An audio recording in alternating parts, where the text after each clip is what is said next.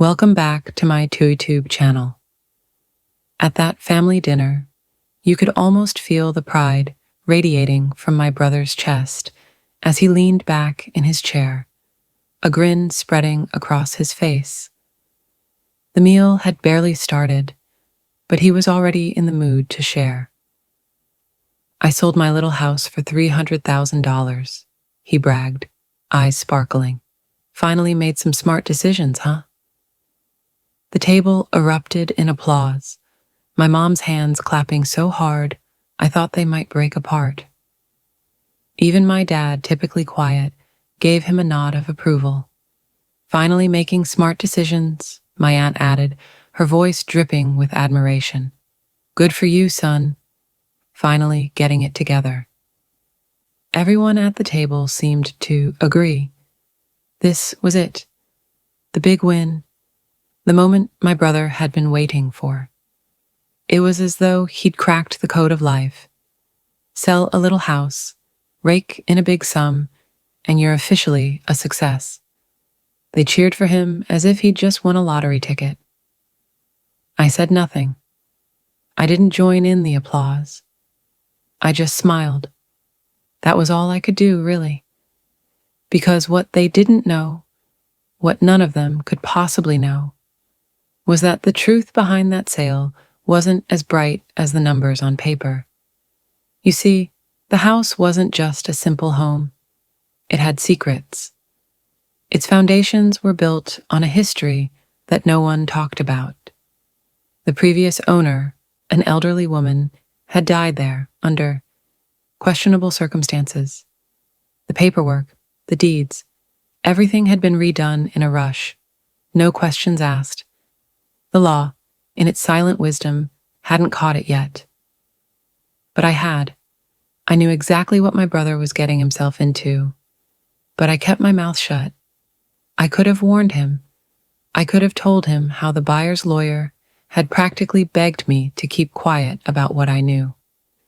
I could have explained how the price seemed too good to be true, but instead, I smiled. Because the truth was, I had no intention of ruining his moment. Not yet, anyway. I wasn't ready to spoil his newfound sense of victory. But everything changed when the phone rang, pulling me out of my thoughts. I looked at the caller ID and froze. It was the buyer's lawyer. I picked up the phone slowly, my heart racing. "Hello?" I answered. The lawyer's voice was frantic. "Who the hell are you? What's going on? Why are FBI agents at our office?" I pulled the phone away from my ear, not sure whether I was hearing things correctly. "FBI agents? What do you mean? What happened?" "They're here asking about the sale," the lawyer screamed. "Why are they here? This transaction, it's not what it seems." And just like that, the curtain was pulled back. I sat there, staring at the phone in my hand, the weight of the moment sinking in. Everything my brother had proudly shared over dinner suddenly felt hollow. The cheers of his success echoed in my ears, now tainted with a sharp edge of reality. He had been sold a story, a pretty one, wrapped in $300,000. The FBI was involved now. The lies, the manipulation, all those pieces of the puzzle I had quietly held onto, now threatened to break apart the world my brother had built on his pride. And I smiled. Not because I was happy, but because I knew that the truth was about to unfold in a way none of us could have predicted. This wasn't just about a house, or a sale, or money. This was about making the right choices, about understanding that every decision has its weight, its consequences, and sometimes what looks like a smart decision is just a shiny distraction from something far darker lurking beneath. As I sat there in the aftermath of that call, I couldn't help but think about how many of us rush to the applause without looking at what we're really applauding. We make choices, big and small, believing they're the right ones, but often we only see the surface, never the hidden truth. My brother, in his excitement, had fallen for the dream. Now I had to decide. Should I let him face the music, or should I step in and reveal the truth? Would he listen? Would anyone? The moral of this story isn't just about what's right or wrong, or who made the better decision. It's a challenge to all of us to question our choices, to ask the hard questions, to look beyond the easy answers and make sure we truly understand what we're committing to. Success isn't always measured by how much you make or how loud the applause is. It's about how much you're willing to stand by your choices, even when the truth comes crashing down. So, what will you do when your next decision is celebrated, but you know the real cost? Will you speak up or stay silent and smile? At that family dinner, you could almost feel the pride radiating from my brother's chest as he leaned back in his chair, a grin spreading across his face. The room was warm, the smell of roast chicken and mashed potatoes filling the air, but all I could hear was the excitement in his voice. He couldn't wait to share the news, couldn't wait for the round of applause he was sure to receive. I sold my little house for $300,000, he said, his words tumbling out as if he were presenting a trophy. Finally made some smart decisions, huh? My mom's hands immediately shot up, clapping with the enthusiasm of someone who had just witnessed the greatest feat of the year. "That's my boy," she exclaimed, beaming, finally making some good moves. My dad, who rarely showed emotion, raised an eyebrow and nodded, a half smile playing at the corner of his mouth. "Well done," he added, his voice quiet but approving. I could see my brother basking in the approval, his chest puffing out just a little bit more with each nod of affirmation. It was as if he had already been crowned the king of the family for making this big decision, and the cheers didn't stop there. My aunt, sitting at the end of the table, chimed in with an extra dose of enthusiasm. "Finally, you're growing up. Look at you, taking charge of your life." It wasn't just the words, it was the tone, the way they all leaned into him, their faces glowing with pride. They didn't just approve, they admired him. It was as if he had cracked some hidden code that none of them had ever known about. It was the kind of approval most people spend their whole lives chasing. The kind that makes you feel like you've finally reached some pinnacle of success. And yet, as I sat there watching them all celebrate, I couldn't shake the feeling that something didn't add up. I didn't join in. I didn't clap. I didn't even say anything. I just smiled. A quiet, calm smile that didn't give away the storm churning inside me. I didn't want to ruin the moment. Not yet, at least. Because what they didn't know, what none of them could possibly know, was that the house he'd just sold wasn't really the triumph he thought it was. That little house, that tiny quaint place he was so proud to have sold, was built on more than just bricks and mortar. It had a history, a shadow that no one had bothered to ask about. I had always known there was something off about the place. The old woman who lived there before him had died suddenly under unusual circumstances. It wasn't the kind of thing people talked about, especially when they saw a house going for a good price in a nice neighborhood. It was the kind of thing that got buried in paperwork, swept under the rug. I had done my research, seen the changes in ownership, the rapid refinancing. It didn't sit right with me. The house had been on the market for less than a month before my brother bought it. Too quick, too easy. But of course, my brother saw it as a golden opportunity.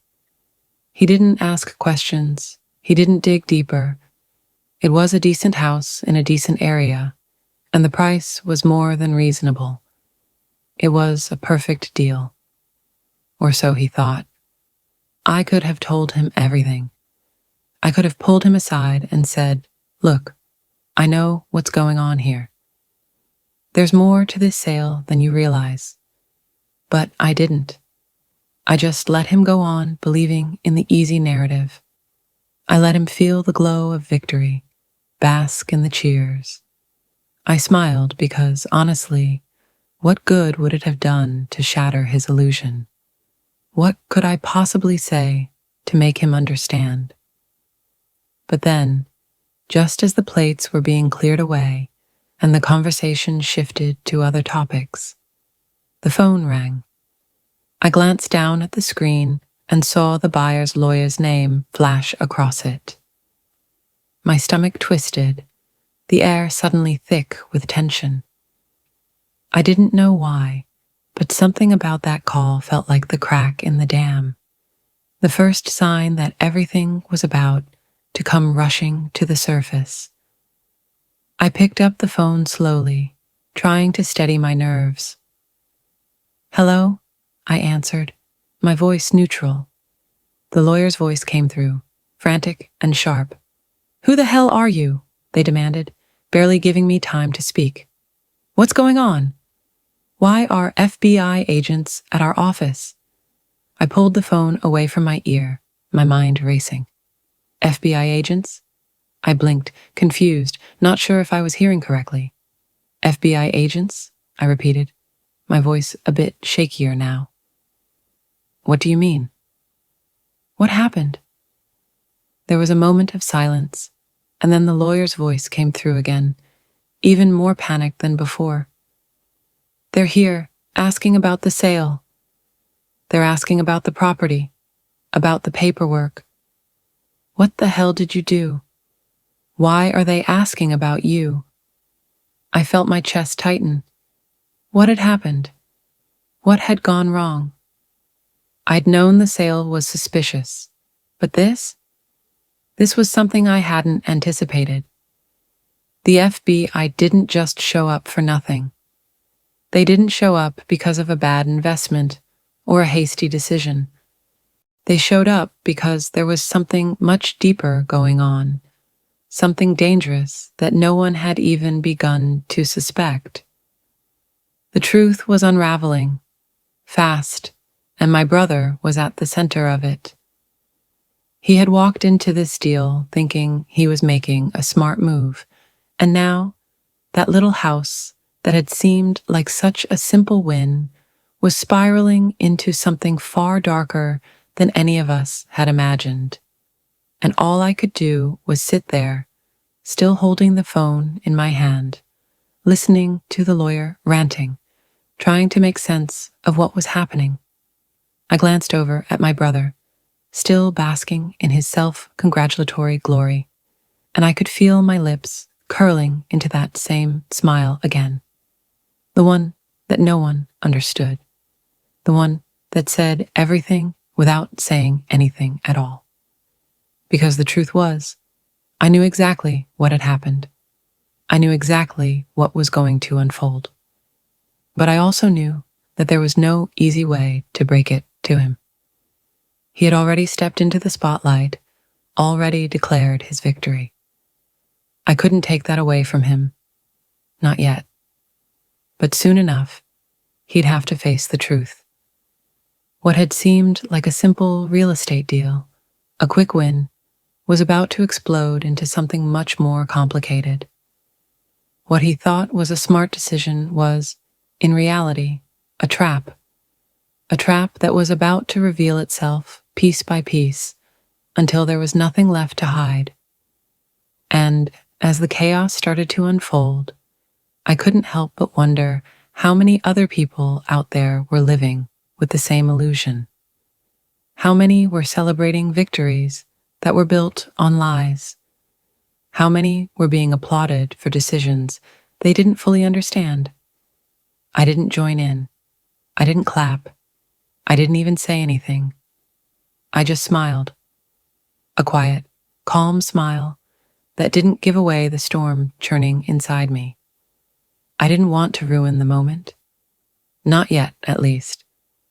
Because what they didn't know, what none of them could possibly know, was that the house he'd just sold wasn't really the triumph he thought it was. I thought about how, from the moment he'd bought the place, everyone had told him it was a smart move. The neighbors, the realtor, even his friends. They all saw the same thing. A small, quaint house in a nice neighborhood, going for a price that seemed too good to be true. It had the kind of appeal that made people believe they were getting a steal, and my brother had bought into that narrative wholeheartedly.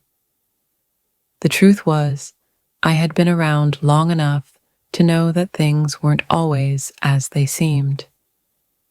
People didn't ask questions when the price was right, when the numbers made sense on paper.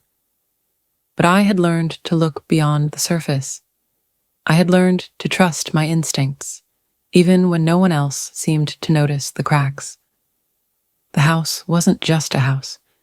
It was a time capsule, an echo of something darker that no one had bothered to investigate. The elderly woman who had lived there before had passed away suddenly. No one had looked too closely into her death. It was written off as a natural cause, an unfortunate accident, a fluke. But I had seen the whispers that no one else cared to listen to, the details in the reports that didn't quite add up. Her passing had left behind more than just an empty house. It left behind questions. But my brother didn't know any of this. He didn't know that under the fresh coat of paint and the polished floors, there were remnants of something far more sinister. No one else cared to ask either. They saw the house, and they saw a price tag that was too low for what it offered. They saw a clean, neat place, perfect for a young family like him, and they thought, what a deal. It was a perfect little story, one that was easy to swallow. A house in a good neighborhood, bought for a price that seemed too good to pass up. And to my brother, it was exactly that, a dream come true. He didn't see the bigger picture. He didn't see that the house had become a relic, a hidden warning wrapped in a nice package. To him, it was just a transaction, a means to an end. And now, to everyone sitting around that table, applauding him, it was proof that he had figured it out. He had finally made the right decision. He had succeeded. But I knew better. I knew that success wasn't always as straightforward as it seemed.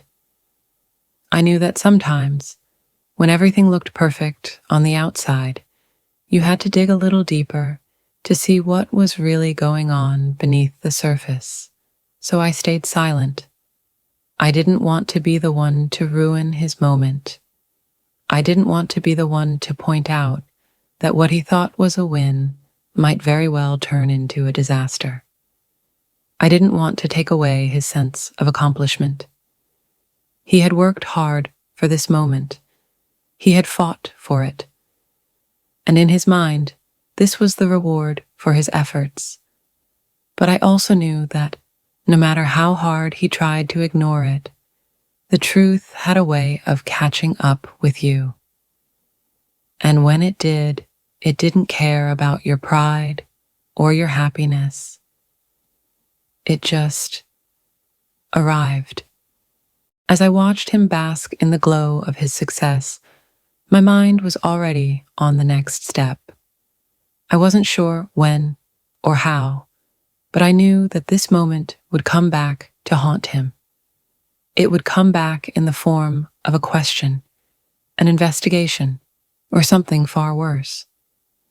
And I wasn't sure if he would be ready for it when it did. I couldn't help but feel a little sad for him, knowing that in his excitement, He hadn't even thought to ask the hard questions. He hadn't thought to question whether everything was really as it seemed. But then, just as the dinner was winding down, the phone rang. The sudden interruption cut through the light chatter at the table, snapping my attention back to reality. It was the buyer's lawyer. I had dealt with lawyers before, never in a pleasant context, mind you. But this one was different. I could hear the panic in their voice even before I picked up the phone. I stood excusing myself from the table as I walked into the hallway, trying to distance myself from the clatter of dishes and conversation. My heart was already pounding, the hairs on the back of my neck standing up. There was something about this call that felt off. "Hello?" I answered, keeping my voice calm. "Who the hell are you?" the lawyer's voice screamed, barely containing their frustration. "What's going on?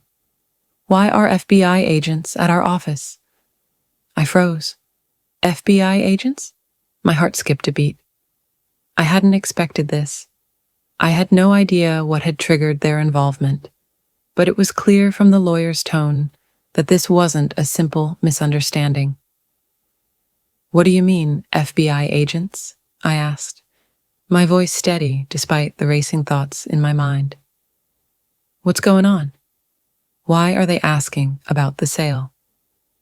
"They're here," the lawyer continued, almost in disbelief. "They're here asking about the property. They want to know about the sale, the paperwork, the owner's history, everything. They're asking about you, too. What the hell did you do? Why are they asking about you?" The panic in their voice only intensified as they spoke, and I felt a cold rush of dread sweep over me. This wasn't just a simple inquiry. This was something bigger. The FBI didn't show up for minor paperwork discrepancies. They didn't arrive at an office to ask about a real estate deal unless there was something serious, something illegal at play.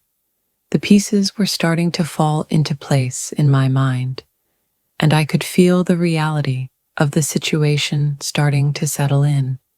This wasn't just about a house anymore. It wasn't just about a simple real estate transaction.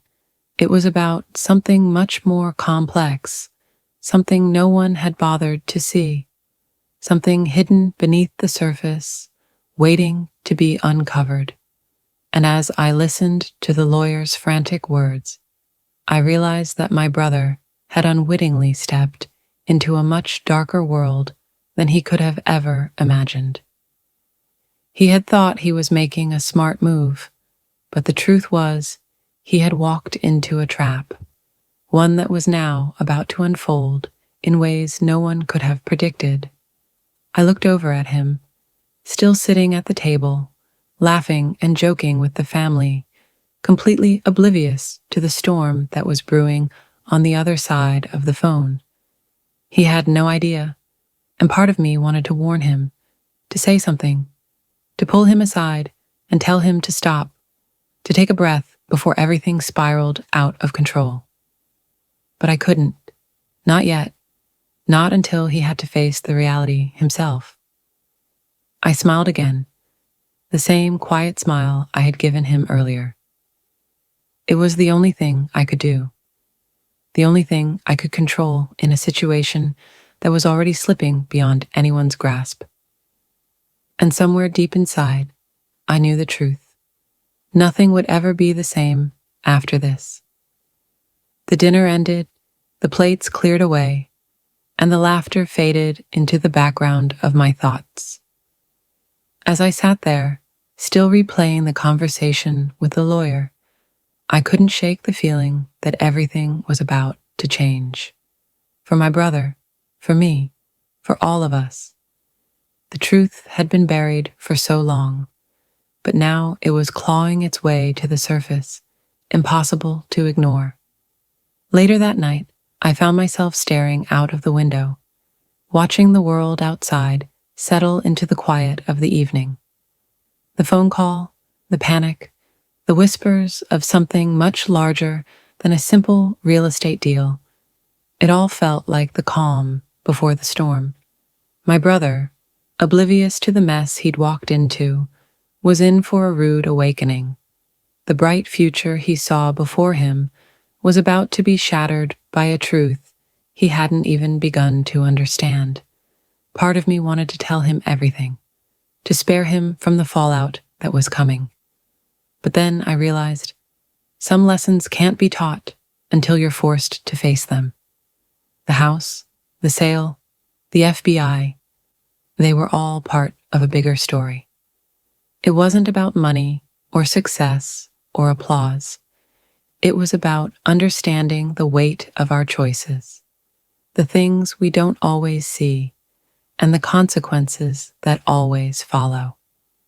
I could only hope he would learn from this, that he would come to understand that the easiest path isn't always the right one, that true success isn't about what you sell or how much you make.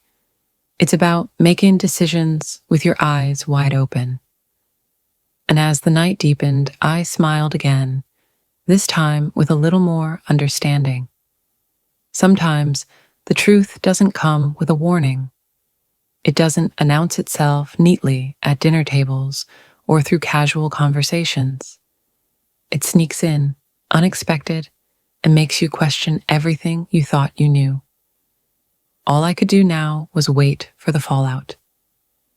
And when it came, I would be there, not to say I told you so, but to remind him that sometimes the greatest lessons come wrapped in the hardest truths.